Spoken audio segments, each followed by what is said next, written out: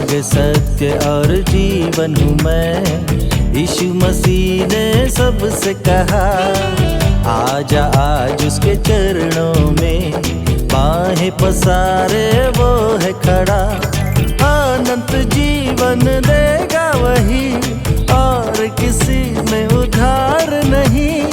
आजा और अब देर न कर, वरना अफसोस ही करता रहेगा।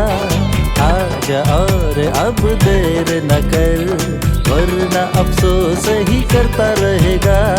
प्रभु यीशु मसीह के सर्वश्रेष्ठ नाम में आपका अभिवादन। पवित्र बाइबल के 103 भजन के 13वें वचन में हम इस प्रकार पढ़ते हैं, जैसे पिता अपने बालकों पर दया करता है, वैसे ही यहोवा अपने डरवैयों पर दया करता है। भजनकार परमेश्वर के प्रेम को पिता का प्रेम कहता है। यहाँ एक आत्मिक संबंध की गवाही दी गई है। परमेश्वर हमारा पिता कैसे हो सकता है और हम उसकी संतान कैसे बन सकते हैं? यूहन्ना इस विषय को हमें समझने में मदद करता है। यूहन्ना प्रभु यीशु मसीह के मानव रूप में इस पृथ्वी पर आने के विषय में बताता है। वचन देहधारी हुआ और अनुग्रह और सच्चाई से परिपूर्ण होकर हमारे बीच में डेरा किया, और हमने उसकी ऐसी महिमा देखी जैसे पिता के एकलौते की महिमा। सत्य है, प्रभु यीशु मसीह की पहचान परमपिता परमेश्वर के एकमात्र पुत्र के रूप में दी गई है।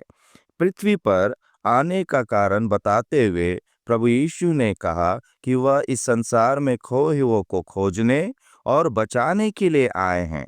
खोए हुओं का मतलब है संपूर्ण मनुष्य जाति जो पाप के प्रलोभन में पड़ गया है और नरक के मार्ग पर चला जा रहा है। उसने उनके उद्धार के लिए स्वयं को क्रूस पर बलिदान कर दिया। तीसरे दिन मृत्यु पर विजय प्राप्त करके फिर से जीवित हो उठा।